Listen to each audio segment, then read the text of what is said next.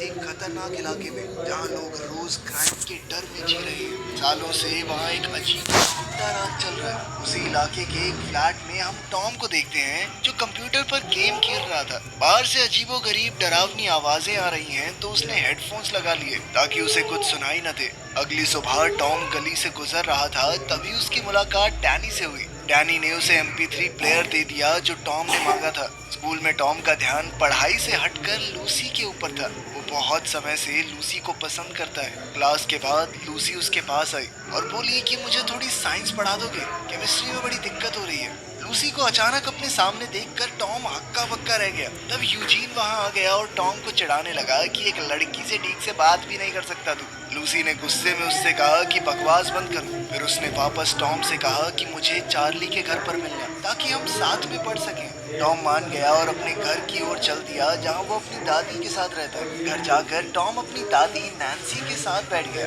Nancy अपनी लिखी हुई एक नॉवल का उसे छोटा सा हिस्सा सुनाने लगी, लेकिन टॉम को किताब कुछ खास पसंद नहीं आई। फिर वो घर से निकल गया लूसी से मिलने के लिए। बाद में जब टॉम चार्ली के घर पहुंचा तो उसने देखा कि एक आदमी बेहोश पड़ा हुआ है। थोड़ी देर बाद गुंडों का एक झुंड कमरे से बाहर आ गया। वो गुंडे किसी की वीडियो बना रहे थे। टॉम ने डर कर भागने की कोशिश की पर एक गुंडे ने उसे गोली मार दी और फिर सब लोग वहां से भाग गए। अब 10 दिन बाद टॉम की आंखें सीधा हॉस्पिटल में खुली। डॉक्टर ने बताया कि जब तुम भाग रहे थे तो तुम्हारा फोन एक टाइम पे तुम्हारे सर के पास था और गोली उसी वक्त फोन के लगी, जिसके बाद मोबाइल के कुछ हिस्से तुम्हारे सर में घुस गए, लेकिन ज्यादा नुकसान नहीं हुआ। डॉक्टर ने कहा कि अगर कोई अजीब चीज महसूस हो तो बता देना। तभी टॉम ने लूसी के बारे में पूछा कि वो ठीक है, जिस पर नैन्सी ने बताया कि लूसी तो ठीक होकर डिस्चार्ज भी हो गई।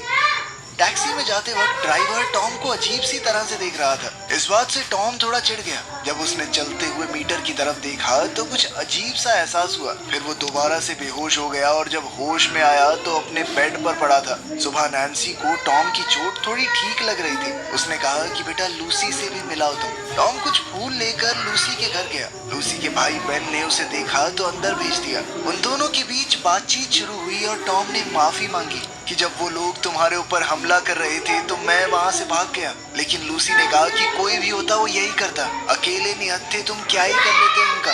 लेकिन फिर भी टॉम को लूसी को ना बचा पाने का पछतावा था। जब टॉम वहां से निकल रहा था तो उसे सभी बिजली से चलने वाली चीजों की आवाजें आने लगी। उसे लोगों की फोन कॉल्स तक सुनाई दे रही थी। उसका अजीब सा उल्टी जैसा मन हो गया। घर जाते जाते उसे हर एक इलेक्ट्रिक डिवाइस के ऊपर एक अजीब सा इंटरफेस दिखने लगा। तभी अचानक उसे फिर से उल्टी आने लगी और वो बेहोश हो गया। बेहोशी की हालत में अचानक उसे यूजीन का सेल फोन दिखाई देने लगा और उसे एहसास हुआ कि हमला करने वाले गुंडों में से एक यूजीन था। टॉम ने इस बारे में डैनी को बताया, लेकिन डैनी को उसकी बात पर यकीन नहीं हुआ। स्कूल में टॉम ने जब फिर से यूजीन को देखा तो वो उसके फोन के मैसेजेस पढ़ पा रहा था। अब उसे पूरी तरह यकीन हो गया कि उसे बिल्कुल सही लग रहा था। यूजीन इस वक्त लूसी के साथ जो हुआ उसी बारे में बात कर रहा था। अब टॉम को उस पर बहुत गुस्सा आया और उसने अपनी नई शक्तियों का इस्तेमाल करके बदला लेने का फैसला किया। उसने अपनी ताकत से गुस्से में यूजीन का फोन तोड़ दिया। इसके बाद टॉम डैनी के साथ रात को एक पार्टी में गया। पार्टी में वो एक सोफे पर बैठकर सब कुछ देखने लगा।